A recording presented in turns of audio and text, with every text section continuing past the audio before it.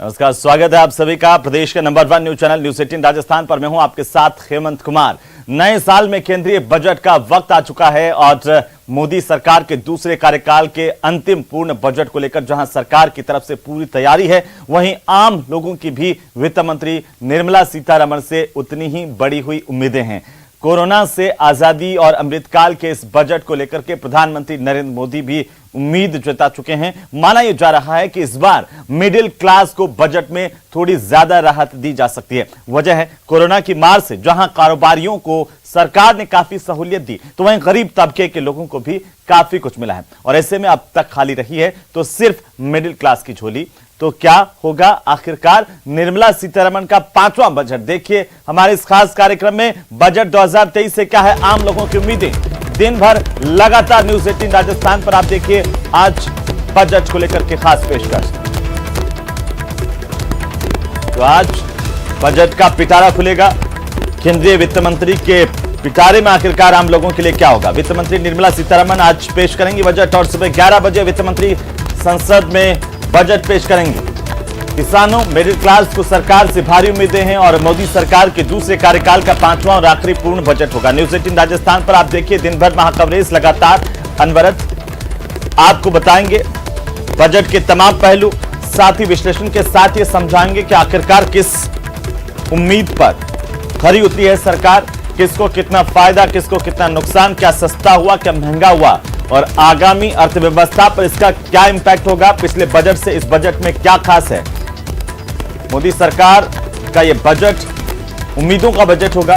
Corona के बाद अब देश अर्थव्यवस्था में सुधार की तरफ आगे बढ़ रहा है, तमाम जो बैरियर आगे बढ़ रहा है। अच्छी बात यह है कि लगातार जीडीपी की ग्रोथ जो है वो देखने को मिली है, महंगाई की दर कम हुई है और ऐसे में देश की अर्थव्यवस्था को किस तरीके से अब इस बजट के माध्यम से फायदा होगा और यह आगामी बजट किस तरीके से दूरगामी बजट के तौर पर देखा जाएगा। आम आदमी के लिए इसमें क्या होगा, मिडिल क्लास के लिए क्या होगा, किसानों के लिए क्या होगा, युवाओं और साथ ही साथ बेरोजगारों और महिलाओं के लिए क्या होगा। हर क्षेत्र के लिए, हर वर्ग के लिए क्या कुछ खास है वो हम आपको दिखाएंगे दिन भर। तो लगातार आप न्यूज 18 राजस्थान पर आज बने रहिए।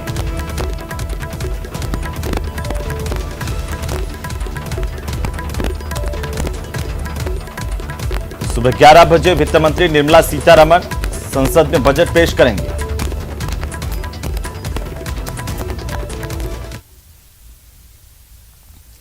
तो केंद्रीय वित्त मंत्री निर्मला सीतारमण आज आम बजट देश का पेश करेंगी 2023 का और लोकसभा चुनाव 2024 से पहले सरकार ये आखिरी पूर्ण बजट पेश कर रही है और इसीलिए आम आदमी को इस बजट से काफी उम्मीदें हैं। बजट 2023 से आखिरकार उम्मीदें क्या हैं? बजट फाइनेंशियल स्टेबिलिटी को मजबूती दे सकता है। महंगाई और बढ़ता हुआ व्यापार घाटा क्या बड़ी चुनौती सरकार के लिए रहने वाली है? तो साथ ही साथ आज का सवाल यह भी होगा कि स्किल डेवलपमेंट और डिजिटल इंफ्रास्ट्रक्चर पर क्या ऐलान संभव है? देश को मैन्युफैक्चरिंग हब बनाने की दिशा में बड़े फैसले लिए जा सकते हैं। आपको बता दें कि महंगाई और बढ़ता हुआ व्यापार घाटा बड़ी चुनौती है। एमएसएमईज को मजबूती देने के लिए इस पर फोकस होगा। राजस्व घाटे को 5.8% तक ले जाने की चुनौती है और साथ ही 80 करोड़ लोगों को मुफ्त राशन का ऐलान भी संभव है। साथ ही फाइनेंशियल स्टेबिलिटी को मजबूती यह बजट दे सकता है। महंगाई और बढ़ता हुआ व्यापार घाटा एक बड़ी चुनौती होगी और इसी बीच कुछ छोटे छोटे तथ्य हम आपको दिखाते जाएंगे, विश्लेषण भी आपके साथ करेंगे और तमाम मेहमान भी जुड़ेंगे। लेकिन पहले हम आपको बता दें कि आखिरकार किस तरीके से इस बजट को देखा जा रहा है, कितनी उम्मीदें हैं। अपग्रेडेशन और री स्किलिंग के लिए पैकेज का ऐलान हो सकता है। एमएसएमईज की बात हमने की तो एमएसएमईज पर भी मजबूती देने को लेकर के एक बड़ा कदम सरकार की ओर से उठाया जा सकता है। राजस्व घाटे को 5.8% तक लाने की एक बड़ी चुनौती होगी। 80 करोड़ लोगों को मुफ्त राशन मुहैया करवाने के लिए अतिरिक्त ऐलान भी संभव है। साथ ही खाद्य और उर्वरक सब्सिडी के साथ मनरेगा के खर्च को काबू करने की कोशिश रहेगी। बजट में स्वास्थ्य संबंधी ढांचागत सुविधाओं के निर्माण पर फोकस संभव है। देखिए स्वास्थ्य का बजट लगातार बढ़ा है और दोगुना हो गया है। इस बार की चुनौती यह है कि इसको किस तरीके से मेंटेन रखना है। तो ये तमाम तथ्य जो आपकी टीवी स्क्रीन पर आपने देखे और क्या निर्मला सीतारमण इस बार केंद्रीय वित्त मंत्री निर्मला सीतारमण 1 फरवरी को आम बजट 2023 पेश करेंगी। बजट में किसको क्या मिलेगा, इसको लेकर कयासों का दौर जारी है। लेकिन आम आदमी हो या किसान, युवा हो या महिला या मिडिल क्लास, सभी की अपनी अपनी उम्मीदें हैं। तो कारोबारी भी कारोबार की सुगमता के लिए वित्त मंत्री से बड़ी उम्मीदें लगाए बैठे हैं। वहीं अगले साल होने वाले लोकसभा चुनाव से पहले ये मौजूदा मोदी सरकार का आखिरी पूर्ण बजट होगा। इस कारण भी लोगों की उम्मीदें बढ़ी हुई हैं। भारत का बजट भारत के सामान्य मानवी की आशा आकांक्षाओं को तो पूरा करने का प्रयास करेगा ही, लेकिन विश्व जो आशा की किरण देख रहा है उसे वो और अधिक प्रकाशमान नजर आए। मुझे पूरा भरोसा है निर्मला जी इन अपेक्षाओं को पूर्ण करने के लिए भरपूर प्रयास करेंगी। वित्त मंत्री ने पिछले बजट में कोविड से अर्थव्यवस्था को हुए नुकसान की रिकवरी पर फोकस किया था, तो इस बार अर्थव्यवस्था को रफ्तार देने पर फोकस हो सकता है। जानकार बताते हैं कि बजट फाइनेंशियल स्टेबिलिटी की ओर जाता दिखेगा। महंगाई और बढ़ता व्यापार घाटा सरकार के सामने चुनौतियां पेश कर रहा है। ऐसे में दोहरे मोर्चे पर खुद को संभालना बहुत बड़ी चुनौती है। रोजगार के घटते अवसर सरकार के लिए बड़ी चुनौती है। इसलिए केंद्र सरकार इस बजट में स्किल डेवलपमेंट और डिजिटल इंफ्रास्ट्रक्चर को बढ़ावा देने के लिए विशेष पैकेज का ऐलान कर सकती है। देश को मैन्युफैक्चरिंग हब बनाने की दिशा में बड़े फैसले लिए जा सकते हैं। इसके लिए इंडस्ट्री के अपग्रेडेशन और मौजूदा वर्कफोर्स की स्किलिंग के लिए बजट 2023 में विशेष पैकेज का ऐलान किया जा सकता है।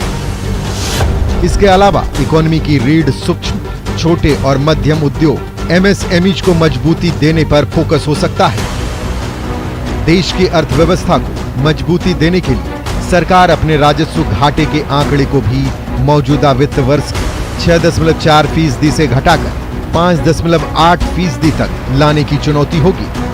प्रारंभ में ही अर्थ जगत के जिनकी आवाज को मान्यता होती है, वैसी आवाज चारों तरफ से सकारात्मक संदेश लेकर के आ रही है। आशा की किरण लेके आ रही है,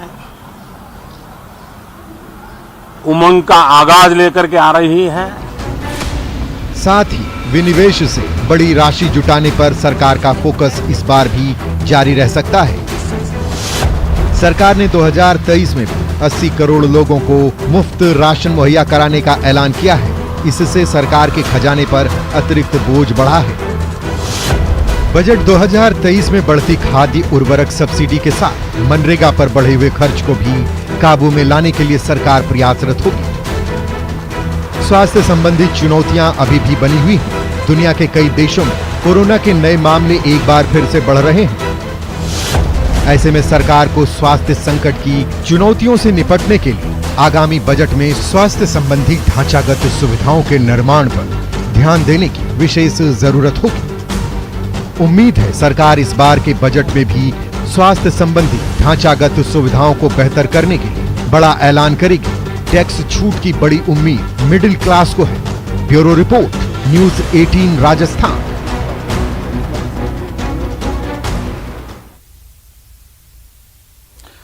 देखिए साहब, बजट से पहले एक सबसे बड़ी उम्मीद यह भी है कि क्या निर्मला सीतारमण इस बार मिडिल क्लास को बढ़ती हुई महंगाई से लड़ने के लिए टैक्स में थोड़ी राहत देंगी। और इस बार ना सिर्फ नौकरी पेशा लोगों को उम्मीद है, बल्कि कारोबारी भी इस और टकटकी लगाए देख रहे हैं।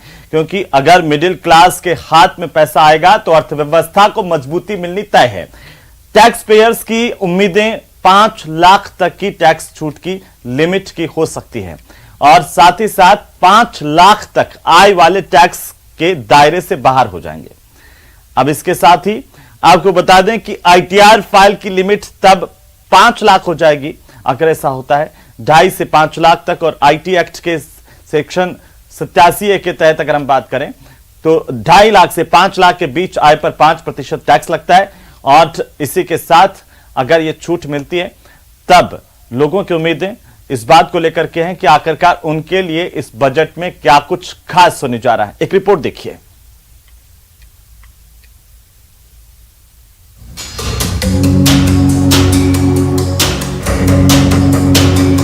कोरोना से आहत कारोबारियों को पिछले बजट में काफी राहत मिली, तो इस बार मिडिल क्लास सरकार से वैसे ही बड़ी उम्मीद लगाए बैठा है। माना जा रहा है कि सरकार इस बार के बजट में 2023-2024 में इनकम टैक्स स्लैब में बदलाव कर सकती है। इस बार 2.5 लाख की लिमिट को 5 लाख किया जा सकता है। अगर ऐसा हुआ तो आपकी सालाना इनकम 5 लाख तक होने पर आपको कोई इनकम टैक्स नहीं चुकाना होगा। इसके अलावा अभी 2.5 लाख से ज्यादा इनकम वालों को ITR फाइल करना जरूरी होता है। इसके बाद ये लिमिट 5 लाख हो जाएगी। हम लोग चाह रहे हैं कि सरकार इनकम टैक्स का जो स्लैब है उसको और बढ़ाए। सरकार बोल रही है लोग टैक्स नहीं देते हैं और न्यूनतम स्लैब में ही रहना चाहते हैं। उनकी मजबूरी है न्यूनतम स्लैब में रहना। कहीं लाइबिलिटियाँ आज भी हम संयुक्त परिवार के ही लोग हैं, भले हम पेपर में अब एकल फैमिली ज़्यादा बढ़ती जा रही है, बढ़ रही है, मान रहे हैं, मगर हमारे यहाँ जनसंख्या इतनी ज़्यादा है कि वो मात्रा अभी कुछ परसेंटेज में ही है। आज भी हमारे यहाँ कल्चर है कि एक आदमी कमाता है, माता पिता को भी खिलाता है, अपनी वाइफ को, अपने बच्चों को खिलाता, पढ़ाता, इलाज सब करता है।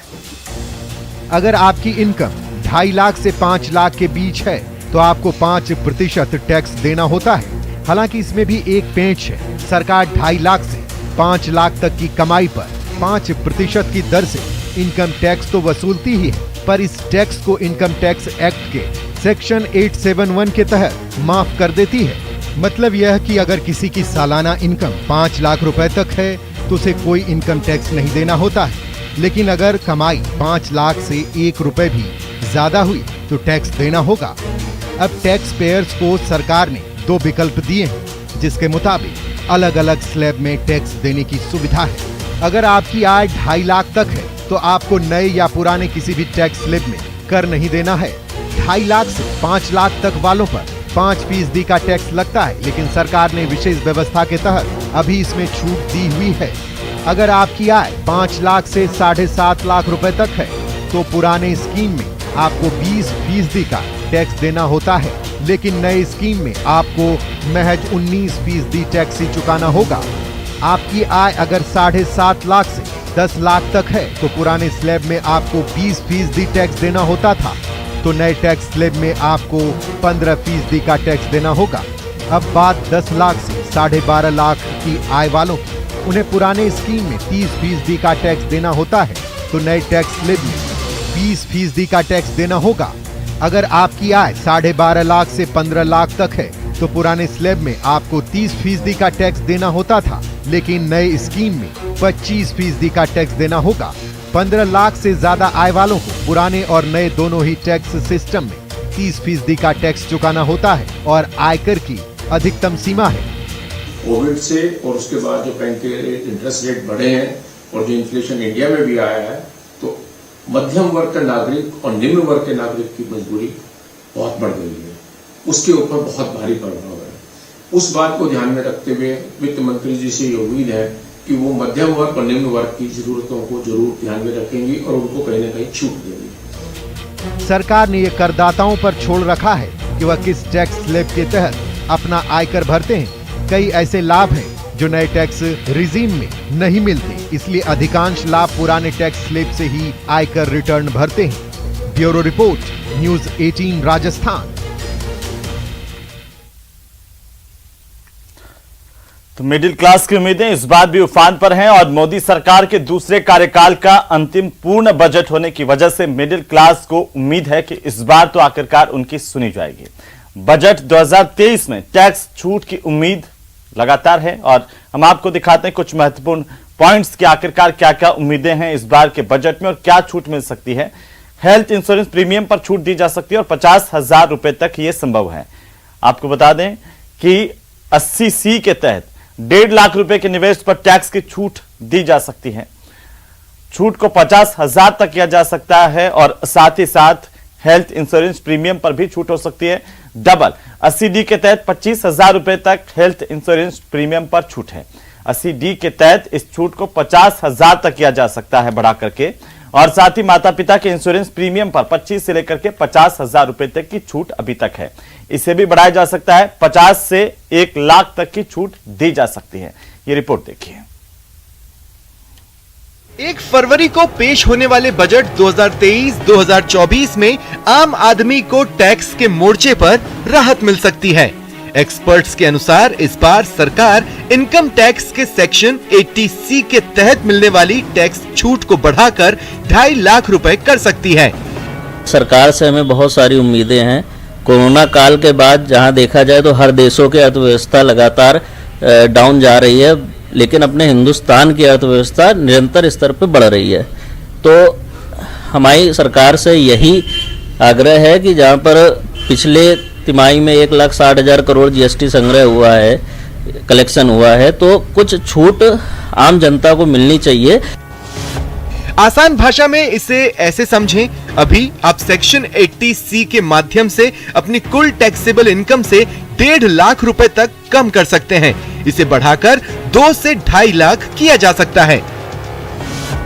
इसके अलावा हेल्थ इंश्योरेंस प्रीमियम पर छूट 25,000 से बढ़ाकर 50,000 रुपए की जा सकती है। इनकम टैक्स के सेक्शन 80C के तहत अभी एक वित्त वर्ष में अधिकतम 1.5 लाख रुपए निवेश पर टैक्स छूट ले सकते हैं। इसके तहत आप EPF, PPF, equity linked savings scheme, mutual fund, Sukanya Samriddhi Yojana, NSC, NPS जैसी स्कीम में निवेश कर इस दायरे में छूट ले सकते हैं। इसके अलावा अपने 2 बच्चों की school fees, home loan payment, insurance premium जैसे खर्च के बदले भी टैक्स में छूट ली जा सकती है। हेल्थ इंश्योरेंस प्रीमियम पर छूट हो सकती है डबल।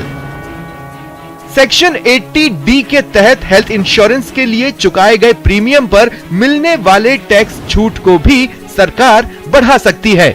इसके तहत मिलने वाली छूट को 2 गुना किया जा सकता है। अभी 80D के तहत पति पत्नी और बच्चों के हेल्थ इंश्योरेंस के लिए चुकाए गए सालाना 25,000 रुपए तक के प्रीमियम पर टैक्स छूट मिलती है। 80D के तहत इस छूट को बढ़ाकर 50,000 किया जा सकता है। अभी आश्रित माता पिता के लिए इंश्योरेंस प्रीमियम के भुगतान पर 25,000 से 50,000 रुपए तक की छूट मिलती है। इसे भी दोगुना कर 50 से 1 लाख तक की छूट दी जा सकती है। प्राइस ऐसे हाई होता जा रहा है तो हम लोग का बाहर में बहुत प्रॉब्लम होता है, और हम लोग जो खरीदते हैं वो अगर कम हो जाए तो बहुत अच्छा होगा, क्योंकि हम लोग कुछ मैनेज नहीं कर पा रहे ऐसे करके। बाहर का सब कुछ का प्राइस इतना हाई हो रहा है कि हम लोग छोटे से छोटा चीजें भी हम लोग नहीं खरीद पा रहे। कोरोना संकट में बढ़ते स्वास्थ्य खर्चे को देखते हुए उम्मीद है कि सरकार इस बारे में ध्यान दे सकती है। देश में अधिकांश लोग सुरक्षा के अलावा टैक्स बचाने के लिए इंश्योरेंस खरीदते हैं। ऐसे में उम्मीद है कि बजट में सरकार इंश्योरेंस सेक्टर में टैक्स की छूट देकर ज्यादा लोगों तक पहुंचने में मदद करेगी।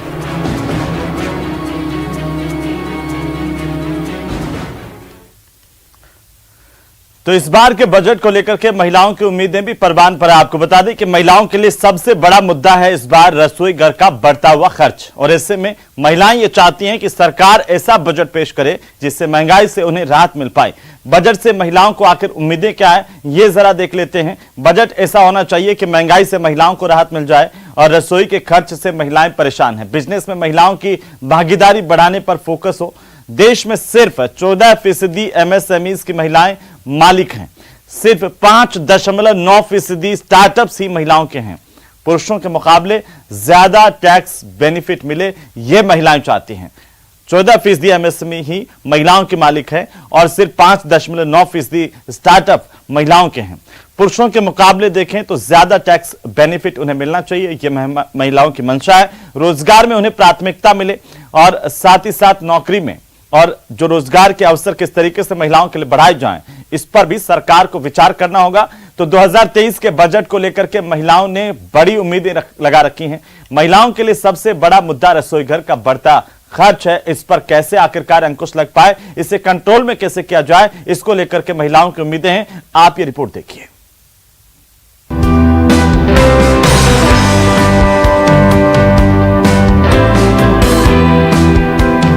देश के आम बजट का महिलाओं को खासा इंतजार रहता है, क्योंकि अधिकतर परिवारों का बजट महिलाएं संभालती हैं। रसोई गैस का बढ़ता खर्च, महंगे खाद्य तेल, आटे की बढ़ती कीमतों ने किचन का बजट बिगाड़ रखा है। कि महंगाई जितनी ज़्यादा होती है, घर का बजट उतना ही ज़्यादा बिगड़ता है और काफ़ी कुछ मैनेज करना पड़ता है जो बहुत मुश्किल होता है। तो सरकार से यही प्रार्थना है कि महंगाई थोड़ी कम करे, हर क्षेत्र में कम करे, ताकि घर अच्छे से चल सके और सभी के कुछ सपने भी पूरे हो सके। एक ही उम्मीद है कि थोड़ा प्राइस कम हो जाए, क्योंकि हम लोग को कॉलेज स्टूडेंट हम लोग जो होते हैं, हम लोग को बाहर भी देखना पड़ता है और घर का किचन वर्क भी करना पड़ता है। और हम लोग अगर प्राइस ऐसे हाई होता जा रहा है तो हम लोग का बाहर में बहुत प्रॉब्लम होता है और हम लोग जो खरीदते हैं वो अगर कम हो जाए तो बहुत अच्छा होगा। देखिए, गेहूं की कीमतें बढ़ रही हैं, गैस बहुत महंगी है, सिलेंडर 1100 रुपये लगभग मिल रहा है। तो हम ये चाहते हैं कि सरकार गृहिणियों पे ध्यान दे, क्योंकि देखिए किचन का बजट बिगड़ता है तो पूरे घर का बजट बिगड़ता है। तो वो सारी चीज़ों पे आपको कटौती करके किसी तरह से किचन के खर्चे तो पूरे करने ही होते हैं। तो हम सरकार से ये चाहते हैं कि महंगाई कम करे। गरीबों को आप राशन दे रहे हो, बहुत सारे स्कीम्स दे रहे हो, वो ठीक है, लेकिन हम जैसे मध्यम वर्ग के लिए भी सरकार कुछ सोचे। मैंने बजट के लिए पहली बात तो बहुत सारी उम्मीदें हैं गवर्नमेंट से। जिस तरीके से हमारा ग्रोथ हुआ है, एटलीस्ट हम ये चाहते हैं कि कुछ रेपो रेट को कम किया जाए, हम लोगों को थोड़ा सा सुकून, कुछ मिडिल क्लास को थोड़ा सा सुकून दिया जाए। जाहिर है महिलाएं सरकार से उम्मीद कर रही हैं कि सरकार ऐसा बजट पेश करे ताकि उनकी रसोई में रौनक बरकरार रहे। रसोई घर से हटकर बात की जाए तो आधी आबादी को उम्मीद है कि इस बजट में बिजनेस में महिलाओं की भागीदारी बढ़ाने पर फोकस किया जाएगा। आरबीआई के एक सर्वे के मुताबिक देश में सिर्फ 14% MSMEs हैं जिनकी मालिक महिलाएं हैं। वहीं सिर्फ 5.9% स्टार्टअप्स ही महिलाओं के हैं। 2012 तक महिलाओं को पुरुषों के मुकाबले थोड़ा ज्यादा टैक्स बेनिफिट मिलता था, लेकिन वित्त अधिनियम 2012 ने महिलाओं के लिए टैक्स स्लैब में अंतर को भी खत्म कर दिया है। ऐसे में कामकाजी महिलाएं चाहती हैं कि महिलाओं के भविष्य के बारे में सोचते हुए उन्हें ज्यादा टैक्स बेनिफिट मिलना चाहिए। राष्ट्रपति ने अपने अभिभाषण में भी महिलाओं के रोजगार और उनके सशक्तिकरण के लिए उठाए गए कदमों का जिक्र किया है। बेटी बचाओ बेटी पढ़ाओ के तहत जहां लिंगानुपात में सुधार हुआ है, वहीं स्कूलों में भी बच्चियों की संख्या तेजी से बढ़ी है। सरकारी स्कूल में अलग टॉयलेट, सैनिटरी पैड योजना से लड़कियों के ड्रॉप आउट रेट में कमी आई है। इसके अलावा माइनिंग से लेकर सेना में अग्रिम मोर्चे तक महिलाओं की भर्ती पर बल दिया गया है। निश्चित रूप से इन योजनाओं से परिवार और समाज में महिलाएं सशक्त हुई हैं और उनका सम्मान भी बढ़ा है। महिलाओं को उम्मीद है कि बजट 2023 से उनके अरमानों को नई उड़ान मिलेगी। तो देश के अलग अलग क्षेत्रों की जो उम्मीदें हैं उस पर लगातार हम आपको जानकारी देंगे, आपको बताएंगे आखिरकार कृषि क्षेत्र की उम्मीदें कितनी हैं इस बजट से। लेकिन उससे पहले छोटे से ब्रेक का वक्त है, जल्द लौटेंगे, आप बने रहिए न्यूज़ 18 राजस्थान के साथ।